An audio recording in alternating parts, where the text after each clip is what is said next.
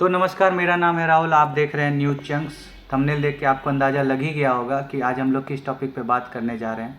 तो शनिवार 2 तारीख को शनिवार के देर शाम 6:30 से 7 बजे के बीच में भारत में एक बहुत गंभीर रेल हादसा होता है, जिसमें से 275 से अधिक लोग आधिकारिक रूप से मारे जाने की संभावना बताई जा रही है और 1000 से अधिक लोग के घायल होने की संभावना बताई जा रही है।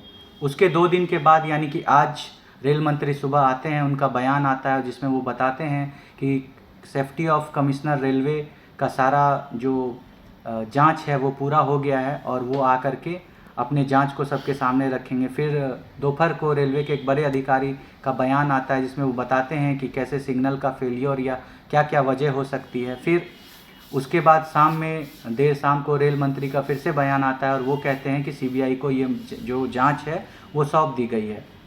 इन सभी बातों पे चर्चा करेंगे कि आखिर कैसे 3 ट्रेनें आपस में टकरा जाती है, कैसे ये भारत का अभी तक का सबसे बड़ा रेल हादसा है, आखिर इसमें किसकी फेल्योर है, क्या इसमें ट्रेन का ड्राइवर जिम्मेदार है, क्या इसमें सिग्नल मैन जिम्मेदार है, आखिर कौन इसमें जिम्मेदार है। इन सभी बातों पे चर्चा करेंगे। उससे पहले कुछ टेक्निकल टर्म यूज होगा इसमें, उन टेक्निकल टर्म को हम समझ लेते हैं। वो टेक्निकल टर्म है जैसे up line, down line, main line और लूप लाइन। ये क्या होता है पहले आप समझ लीजिए। आप लोग इसमें से बहुत सारे लोगों को पता होगा कि क्या होता है अपलाइन, क्या होता है डाउन लाइन, लेकिन जिनको नहीं पता है उनके लिए मैं क्लियर कर देता हूँ। अपलाइन उसको बोलते हैं कि जब डिविजनल हेडक्वार्टर के तरफ कोई ट्रेन जा रही है तो उसको अपलाइन बोला जाता है, और अगर डिविजनल हेडक्वार्टर से परे यानी कि उससे दूर कोई ट्रेन आ रही है तो उसको डाउन लाइन बोला जाता है। मेन लाइन उसे कहा जाता है जिस पे ट्रेन को लगातार चलने का परमिशन होता है, यानी उस पर ट्रेन कभी रुकती नहीं है। और डाउन लाइन उसे और लूप लाइन उसे कहा जाता है जिसमें कि ट्रेन को रोक करके रखा हुआ जाता है। तो इसमें 3 ट्रेनें इन्वॉल्व रहती है ये जो दुर्घटना हुई है, जिसमें एक है कोरोमंडल एक्सप्रेस, एक है यशवंतपुर हावड़ा एक्सप्रेस और एक मालगाड़ी।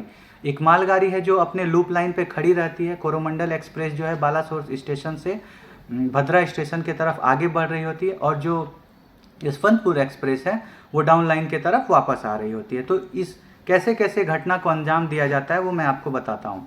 तो हो रहा है जो स्पेकुलेशन है, इस घटना की पुष्टि नहीं की जा चुकी है क्योंकि प्रॉपर सीबीआई की रिपोर्ट अभी तक नहीं आई है। लेकिन जो रिपोर्ट सामने आई है, जो जांच सबसे प्रॉपर बताया जा रहा है, उसमें ये बताया गया है कि कोरोमंडल एक्सप्रेस बालासोर स्टेशन से आगे बढ़ती है, आगे चलती है, उसको ग्रीन सिग्नल मिला हुआ रहता है। ग्रीन सिग्नल पे वो आगे बढ़ रही होती है। चूँकि उसको ग्रीन सिग्नल है और वो मेन लाइन पे चल रही है तो वो अपने फुल स्पीड में लगभग फुल स्पीड मेंटेन की हुई रहती है 128 किलोमीटर पर आवर घंटे की रफ्तार से। उसको 130 किलोमीटर पर घंटे की रफ्तार की जो परमिशन है वो दी गई है, उतना स्पीड पे वो ट्रेन चल सकती है। वैसे ही यशवंतपुर हावड़ा एक्सप्रेस भी एक सुपर फास्ट ट्रेन है, वो भी 126 किलोमीटर प्रति घंटा की रफ्तार से आ रही होती है।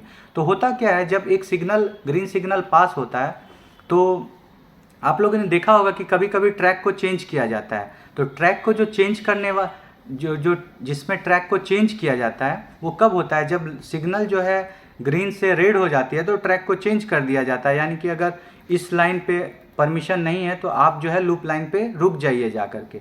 चूँकि कोरोमंडल एक्सप्रेस को पूरा सिग्नल दिया हुआ था ग्रीन सिग्नल, इसलिए वो अपने फुल स्पीड में आगे बढ़ रही थी। उसको लगा कि कोई भी खतरा नहीं है। कोई अचानक से कोरोमंडल एक्सप्रेस का जो ग्रीन सिग्नल है वो रेड सिग्नल में कन्वर्ट हो जाता है और अचानक से उसे ट्रेन को उस तरफ मोड़ना पड़ता है ताकि वो रुक सके आगे जा कर के, और ट्रेन उसकी मुड़ जाती है। मुड़ जाकर जो लूप लाइन पे एक मालगाड़ी खड़ी रहती है, उस मालगाड़ी को जा कर के एकदम हेड ऑन कॉलिजन में जा कर के कोरोमंडल एक्सप्रेस उसको ठोक देती है, उसके ऊपर चढ़ जाती है जा कर के। और जितने भी डिब्बे रहते हैं कोरोमंडल एक्सप्रेस के वो तितर बितर हो जाते हैं, इधर उधर चितरा जाते हैं। उसमें बैठे हुए यात्री बहुत गंभीर रूप से घायल होते हैं, बहुत लोगों की जान चली जाती है। होता क्या है, तभी वहाँ से यशवंतपुर हावड़ा एक्सप्रेस दूसरे लाइन पे जो दूसरा मेन लाइन है उससे गुजर रही होती है।